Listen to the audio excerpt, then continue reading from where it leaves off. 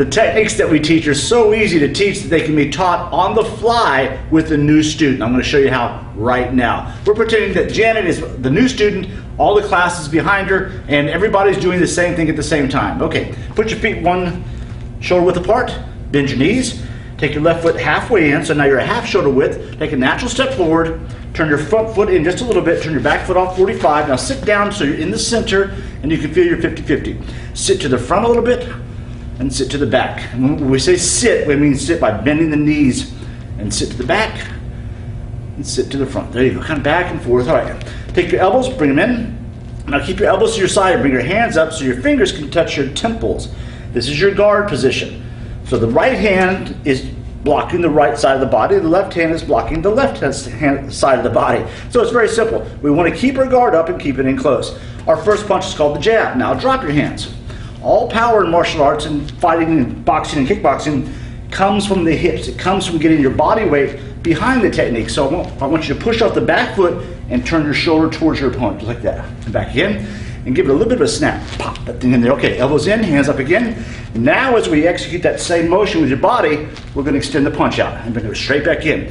Common mistakes on the jab: one, raising the elbow up first, and then firing, or two, pawing with it, or hooking. It's a straight line, fast, snappy punch. So you think about rolling up a towel and snapping it. That's how the jab goes. It snaps out. So let's try this together. Ready? 1, 2, and as we fire, we exhale. Short, sharp breath from low in the stomach.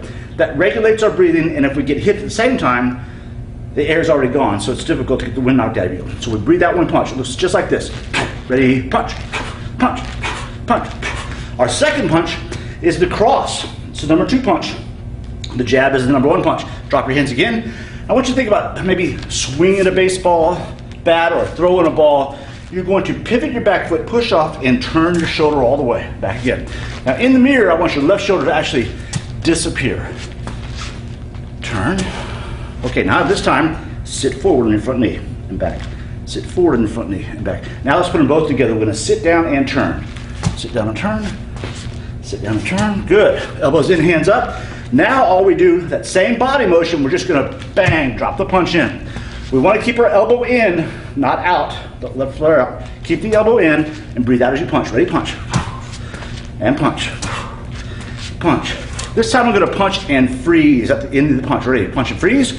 Now if you're sitting forward like you ought to be, your weight's on the front leg. This leg, you should be able to just pick it right up. There you go. Good. Perfect.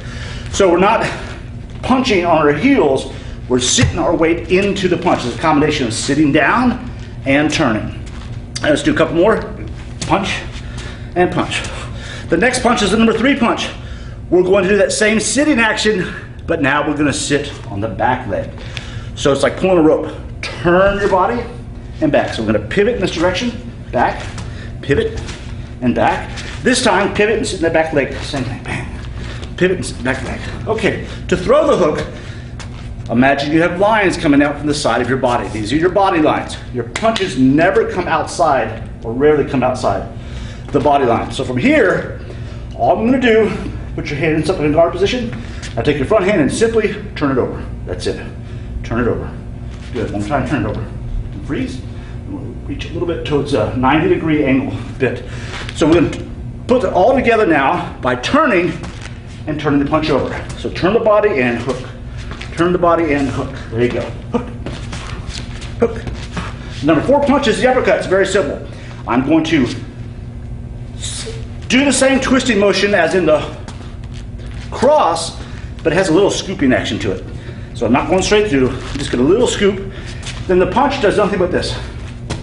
45 travels about a foot. It hits really hard because it usually you don't see it. So let's combine the turn and the hook into the hook. Uppercut, other. Uppercut. Uppercut. Breathe out. Uppercut. Okay, let's go through all punches together. All at once. 1, 2, 3, 4. Right? I call the number, you throw the punch. Hands high. Ready? 1, 2, 4, 3, 1, 2, 1, 1, 2, 2, 3, 2, 3, 4. And if the student makes a mistake just like she did, and she did it perfectly, she stayed in the fight. as opposed to, oh, I messed it up. Did you see that? That's what a lot of students will do. You want to get them used to quick recovery and getting back into the fight. There you go. However long that took is how long it takes to teach all 4 techniques to a new student in an active class.